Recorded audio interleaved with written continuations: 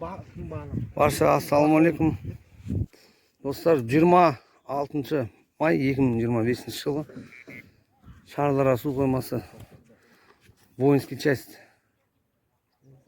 По правую сторону, наверное, 1, 2, 3, 4 адамда балық бар. Бәрі 1 кило, 1,5 кило.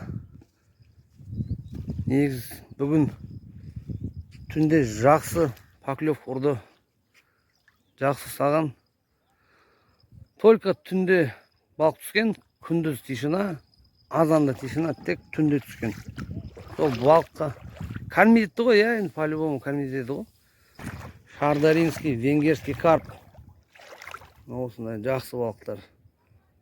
Құдай қаласа басталды ғой рыбалка, жалпы жіктер. Рыбалка басталды. Именно осы жерде түсті мыс.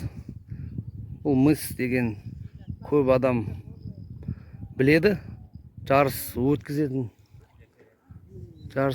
жер ғой негіз.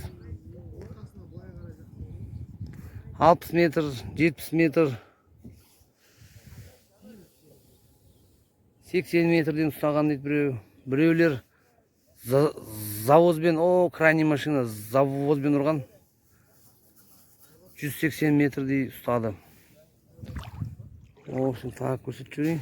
Балықтар, әдемі балықтар ғой. Мынау негіз кішкентай балық. Жіберсей брат, мынандай тұр ғой, мына кішкентай. Жібере салам, болмайды ғой, мына аласың. Балық жоқ дейді, сағамыз. Ол жіберіңіздер оны. Нормальный ғой балық. Солай жігіттер. Мысалы, кішкентай балық жіберіңіздер. Нормальный ғой мынау, 4-5 адам әдемі ғой. Ар жақта да полный балдар айтып қойдың жігіттер. Кішкентай балық ұстамаңыздар. Оны по-любому жей алмайсың да. Ештеңке істей алмайсың ғой балықпен. Поэтому не надо жадничать. Природа даст ғой природа, если вот так вот к ней относиться.